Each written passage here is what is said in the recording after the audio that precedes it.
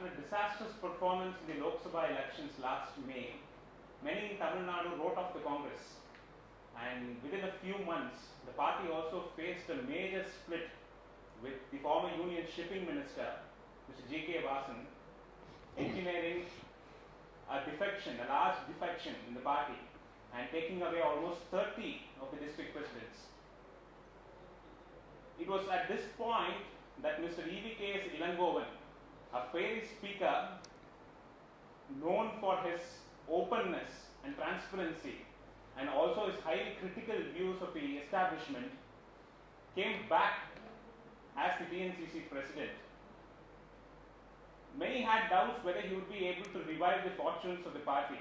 But over the last 3 months, whether organizationally or not, the party has gained strength in the media due to his consistent criticism of the AIADMK government and his exposés of a number of corruption scandals. But can this revive the Congress party on the ground in Tamil Nadu? And will it again make it a big player that it was in the previous elections? So we have a man himself talking to us today. Welcome to the Hindu Studio. No. We will start with what happened with Mr. Vasan. What effect has that split had on the Congress party? Yeah, to be very frank with you, the split has got no effect at all. Because some of the people, to start with, they thought that the major chunk of Congress workers will go with the Vasan, but that has not happened. And till today, it's been quite a few months since he started a party of his own, but he could not make any impact in the Tamil Nadu politics. Apart from that, I would like to say Congress is becoming stronger and stronger because of the lot of activities being done by the Tamil Nadu Congress Committee. No, but when he went, there were claims that almost half the number of district presidents were taken away. To start with, did that not have an impact on the party organization? No, that never had an impact. To start with, everybody thought it will dent the Congress, but it has not so. Even some of the leaders in Congress in Delhi thought that Congress will have a very big setback and all this, but that has not happened. But there are quite a few leaders who are left with Vasan. Yes, I agree. But most of the 95% of the workers have not left the party. They are still very much in the party and they are very active also these days.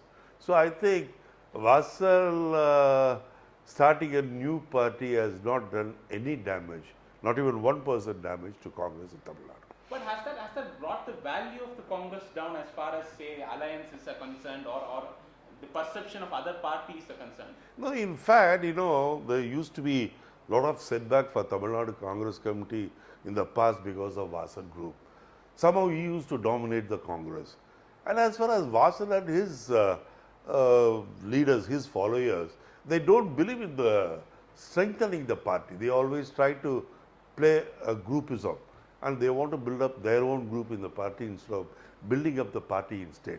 Now, Vasan quitting the Congress has in fact done good thing for Congress because all the Congress workers, there may be some of the few differences between the so-called leaders in Congress, but as far as the workers are concerned, 100% of the workers are very much united, very much enthusiastic, and they really have dedicated themselves to develop the party, to strengthen the party in Tamil Nadu.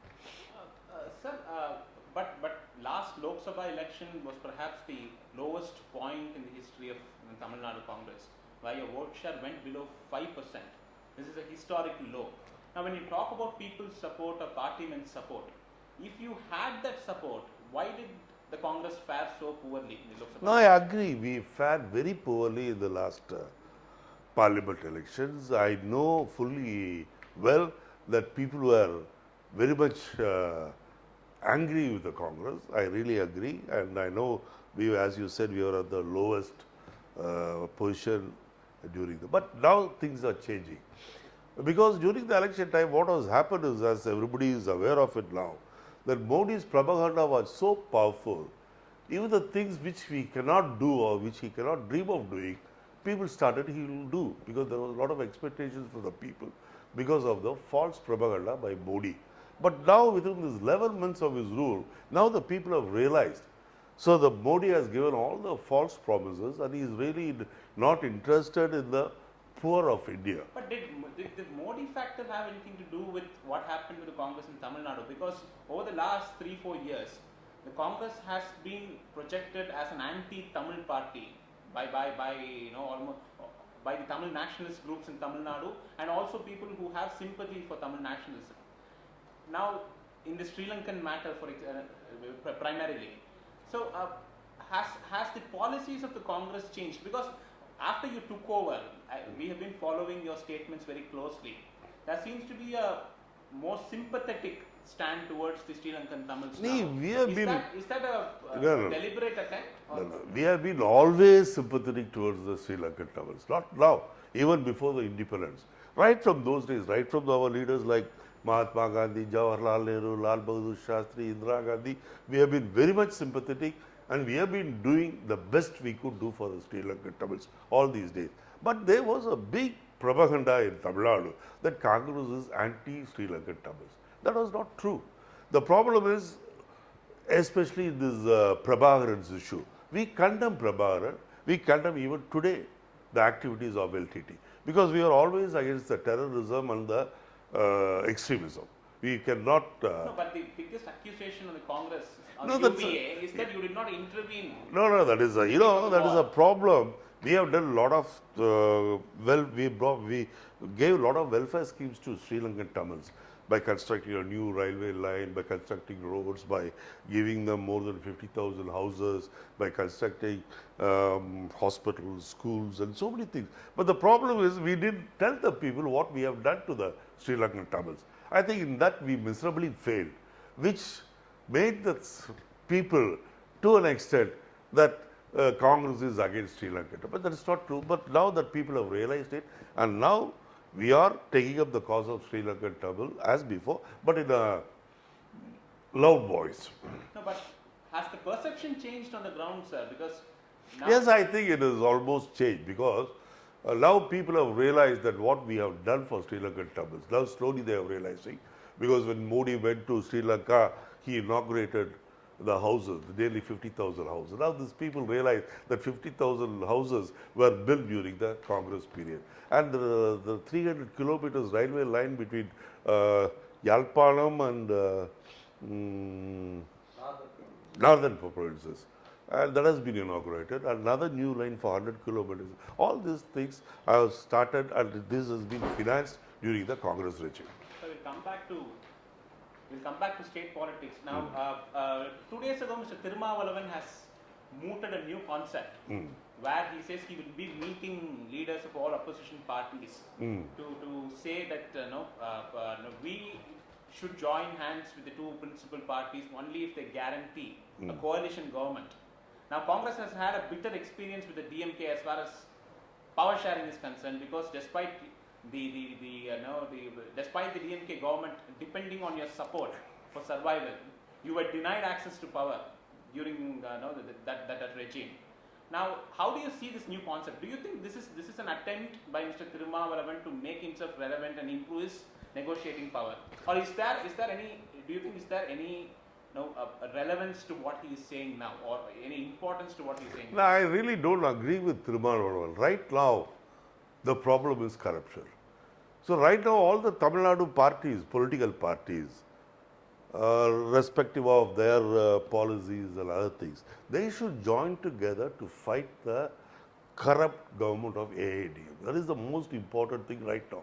Talking about alliance, I think it's too early.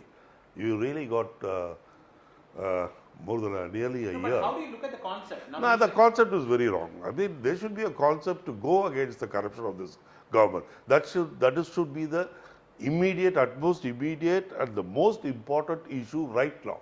Not the question of aligning with this party or that party. That can be talked or that can be discussed or that can be taken when the elections are announced. It's too early. Now, because the Tamil Nadu people are under the clutches of current government. In every field, let it be a RTO office, let it be a Panchayat office, let it be a collectorate, let it be a Tahsildar office, or let it be a police station, Wherever you go, corruption is. So this corrupt practice of this government got to be opposed by all the parties, and I welcome if all the parties come together in this part to fight the corrupt government. I'll be very happy about it. No, the interest in alliance formation went up. No, I but think- I know because Mr. Karunanidhi, the DMK president, came out openly and said only an alliance could save the people of Tamil Nadu now, almost laying a foundation for building the sort of the superstructures that he used to in previous elections. Now, when other leaders have started talking about it, do you have a strategy at least on how to go forward? As far as I'm concerned, I'm least bothered about the coming elections. In fact, that can be talked or that can be thought of in the coming days. But it's too early to talk about elections. This thing, as far as Congress party in Tamil Nadu is concerned, we want to fight and expose this AIDMK corrupt government. That's what we are doing right now. So, but one fear, I think among some smaller political parties is that how things are panning out. For example, I think the left has already declared that they will not align with the DMK or the AIDMK, and they will have no truck with the Congress. Now, the BJP cannot align with the left or the Congress, so they are in a different situation now.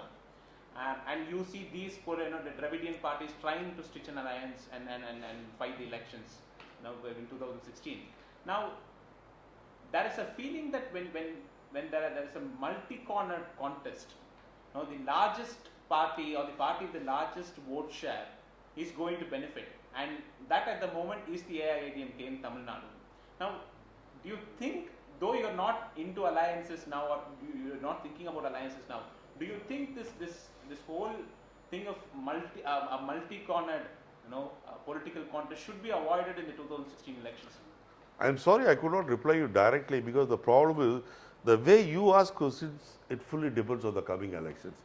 But as far as I am concerned, my full concentration is to expose this government, this AIDMK corrupt government, and to safeguard the interest of the Tamil Nadu people. That is my only interest now. And towards that, Congress is taking all the actions and our activities are towards that. As far as the alliance and elections are coming, I think we got plenty of time to think about it. So as far as exposing corruption is concerned, I think the biggest criticism on you is that you attack the AIADMK, but the DMK is equally corrupt as far as its leaders are concerned, or as far as the involvement of its leaders in huge scams are concerned. But that you do not open your mouth at all on the DMK. That you have given a reason that the AIADMK is the ruling party and we need to focus our energy on the ruling party. But given what happened to the Congress because of the DMK, I think your own leaders, including Mr. Chako and others, have pointed out time and again that it was because of the DMK and some of the leaders in the DMK that the UPA had to face the embarrassment of these huge scams. Now, why is that reluctance to talk about the DMK? There is no reluctance. There is no reluctance. But as far as I'm concerned, I don't want to talk about the past because this thing is to expose the present government, because right now our people Tamil Nadu people are getting swindled by this government. And I want to have a clean rule in the next coming elections, because Tamil Nadu people should become one of Tamil Nadu should become one of the best states in the states. So I need not, and it's not necessary to criticize DMK right now because they are not in power. So right now, what is important and what is the most urgent thing to do is what's happening now, how to get out of this corrupt code. That is the most important thing. That I have never said that DMK is not corrupt. I have never said there is no need for that. There is no need to pull in DMK in this circumstances, that's in this scenario, because now the most important thing to expose the present government. So I don't want to go beyond that. You may ask whether the Congress got the right to talk about corruption. Congress got every right to talk about corruption, because as far as Congress is concerned, there have been certain allegations about Congress in all India level, but those allegations have not been proved. Apart from that, whenever we hear there is an allegation against a certain particular individual in Congress, how big he may be, we immediately take action.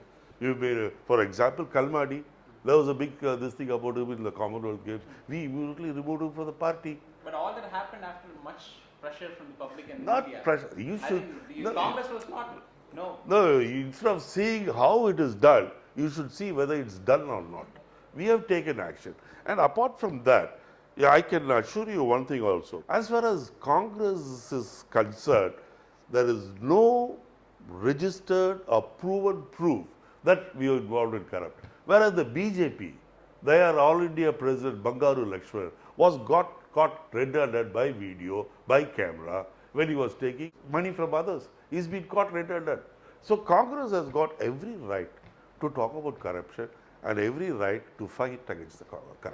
The reason why the AIADMK, despite facing a series of corruption scandals, is still able to go ahead with its politics very comfortably is because the opposition is completely fractured. I think there's absolutely no coordination among the opposition parties as far as taking on the AIADMK is concerned. Now you have been very vocal. In fact, you've probably been the most vocal as far as the corruption scandals are concerned.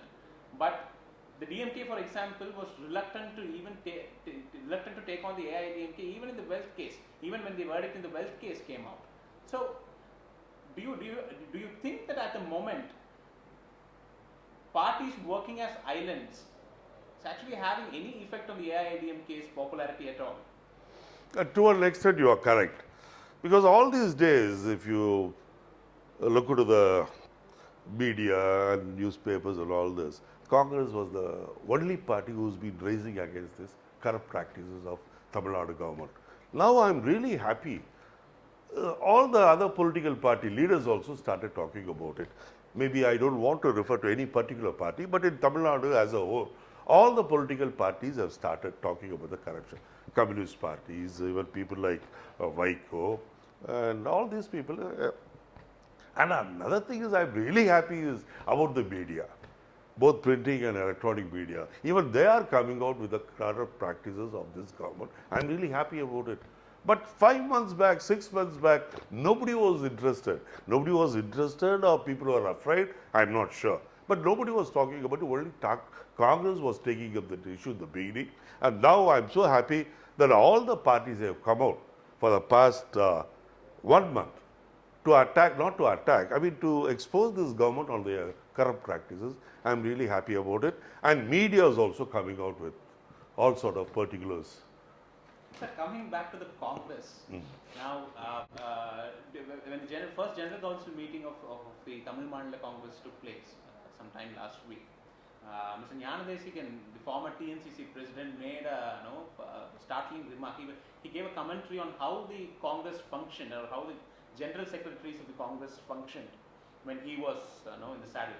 And he actually took names. He took the names of Salman Khurshid and Kamal Nath and said they were deplorable and notorious. These were the words that he exactly used in the hold that they had over the Tamil Nadu Congress Committee, giving it absolutely no independence in its functioning. And secondly, the way they took the messages to the High Command as well. Sometimes the TNCC was grossly misinterpreted in what it had sought for. Now, is there any truth to this? And secondly, do you think the TNCC needs more independence in its function? But since Jayalalithaa being my friend, he has said this, but he was mentioning about Kamal Nath and Salman Khurshid. Kamal Nath and Salman Khurshid were in charge of Tamil Nadu some 8 years back. So instead of resigning now, he should have resigned then. Not after 8 years. He can't put the blame on the people who were in charge of Tamil Nadu long time back. And I think it's immaterial and I don't want to comment on it. But the problem he's talking about, the problem is that the High Command controlling the Pradesh Congress committees through general secretaries, and that the PCC is not having enough independence to take its own decisions.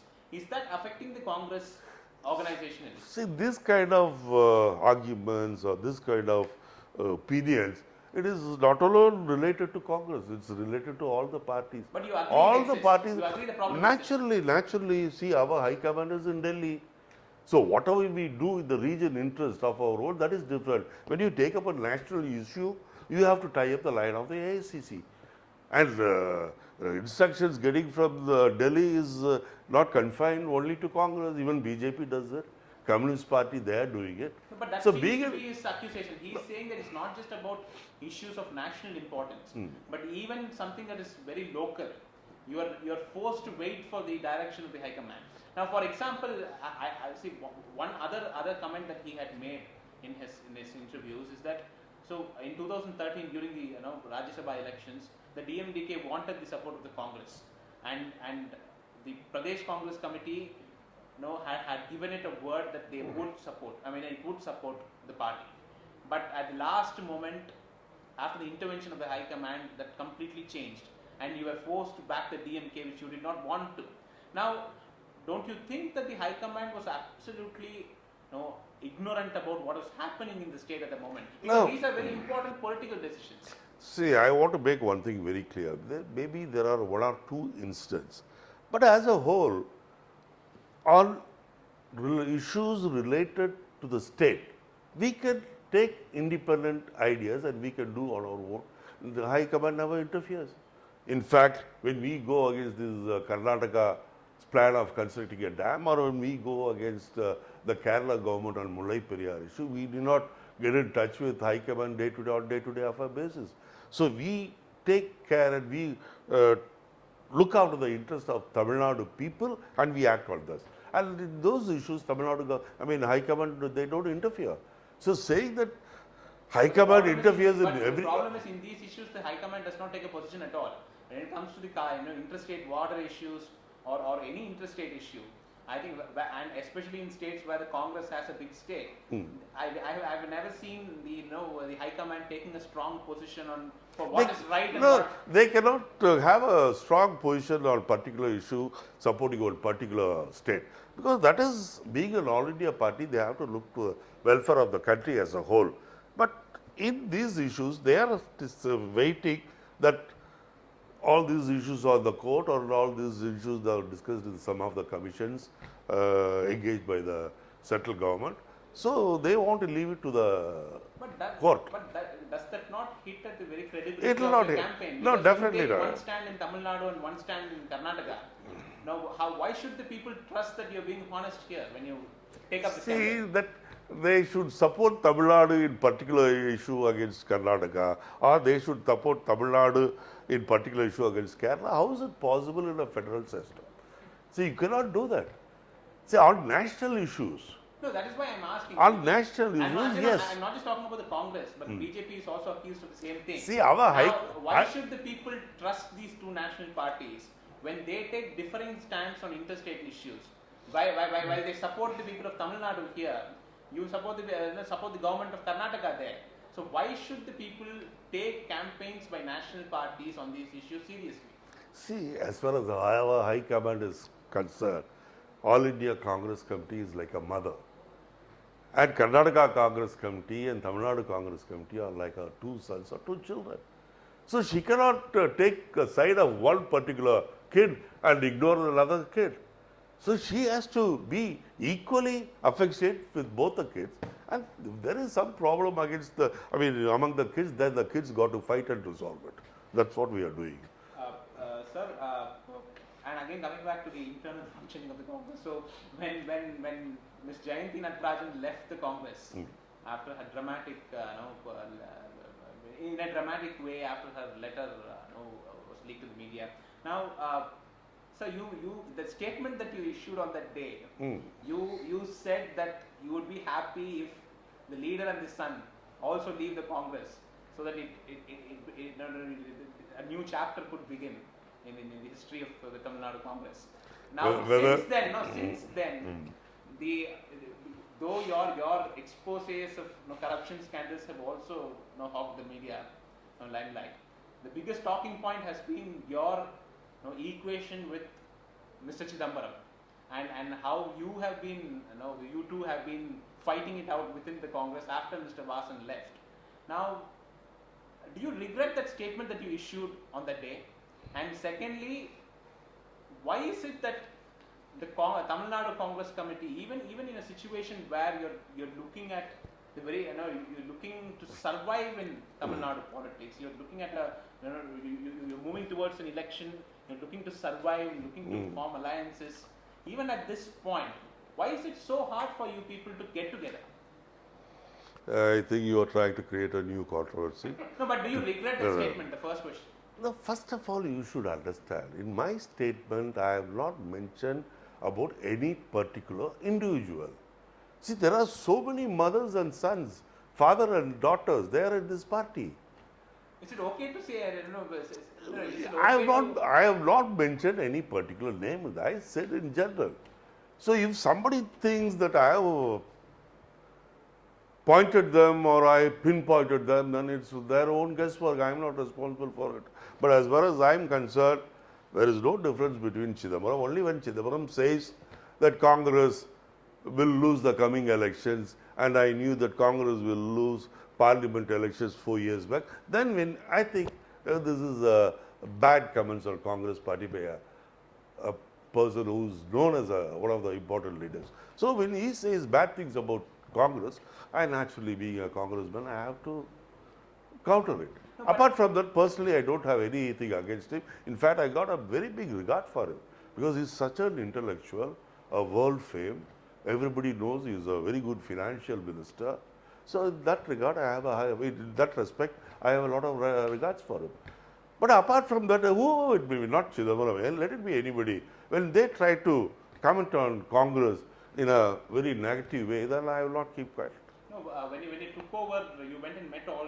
I met all over. To be very frank, I took blessings also from Chidambaram because he has crossed more than 70, being an elderly person. But the accusation is that after having taken over, you don't consult any of them at all. Because last week when you took a memorandum to the governor, now Mr. Chidambaram and Mr. Krishnan, two very senior leaders of the TNCC, were present in that crowd, and they were not seen on the platform. Whereas you had other people on platform, standing with you.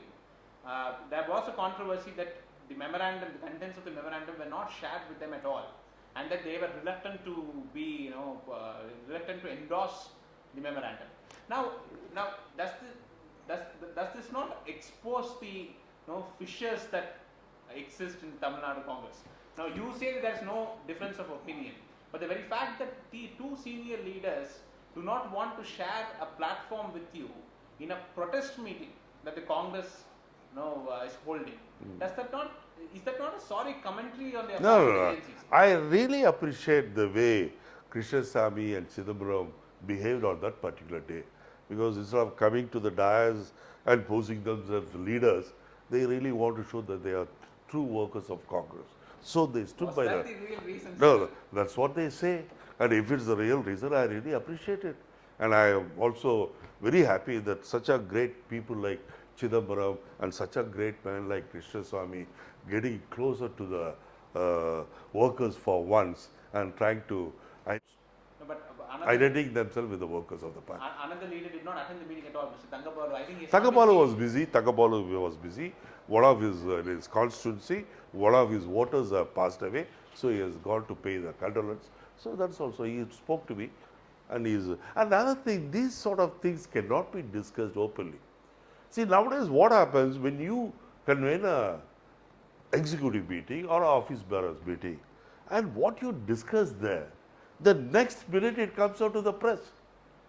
So I'm sorry to tell you that we are not able to maintain secrecy, and especially when you're preparing a list of corruption charges against the present government, it got to be confidential and it got to be secret. But you I'm not saying spoken about all those things in the press. All those things. Why would you want to keep it as a secret? There are so many things which I really want to speak again. Apart from I have levied 25 particular charges. But you won't believe it, I nearly have more than 300 complaints from the public and from the government officials against this government. So if I discuss what I'm going to give to the governor, it will be an open But these are very senior leaders of your party, sir. Why wouldn't you trust them to keep that secret? I'm sorry, you can't force me to talk very directly, but the problem is I just want to keep it very a secret, at least for time being. And I have given this list to the governor. Governor, I'm giving him, sorry, I shouldn't talk like that. I think the governor will act within the 15 days time. If he's not going to take any action on my memorandum containing the charges of corrupt practices of this government, then I think it's my duty to expose this to the masses of Tamil Nadu. Every day I'll give one charges with all the proofs and other documents with that. The last question on this issue, the heartburn is also due to the fact that some new entrants in the party have got high positions. Now, though it might not be the true picture, but the allegations being thrown is that they get the postings or they get the positions because of their proximity to you. Now, and that the culture of promoting your own group and your own sycophants is still continuing even after you took over. Now, how do you answer especially in the case of Ms. Kushbu, who joined the party and in 2 months' time has become the national spokesperson? That cannot happen without the backing of the TNCC. Now, why is it that some people who have been in the party for a long time don't get the recognition, and new entrants who have actually hopped from one political party to another get such kind of a recognition in the Congress? To be very frank with you, I will try to. First of all, I deny this charge of me trying to build up my own group. I don't believe in group. You won't believe it. There are so many people who are really close to me throughout Tamil Nadu. And I'm telling you, some of them are really ready to give their lives also to me.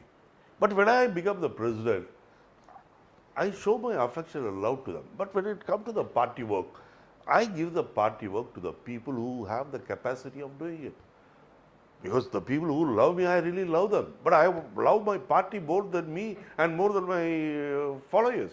So I want to do something good for this party. For that, I want some able hands with good brains. So when people come, when I find them, they are capable of doing things, they are capable of delivering the goods, then it's not that I give them importance, they become important to the party. So as far as I'm concerned, I don't give respect. I mean, I give respect for people who've been in the for a long time in the party. But I can get work done only to the people who are capable of doing it. So there's no question of I'm in the party for 37 years and I am not made that. But some people who have joined the party within few months there, I'm not giving importance to Prabhu. I mean, the Kushbu has been made already a spokesperson by Sonia Gandhi. And wherever I go for public meetings, she also comes and she addresses the meeting. And as far as I'm concerned, she is talented. She is well read, well informed, and we want to use that kind of people. So giving importance to the people doesn't go by the seniority or how many years, how many days. Karthi Chidambaram says he's also well informed and well read. Why don't you use him as well? No, don't talk. I don't want to talk about Karthi because I don't want to talk about it. All right, sir. Thank you so much for your time and all the best for the assembly elections that come. Thank you very much. Thank you very much. Thank you.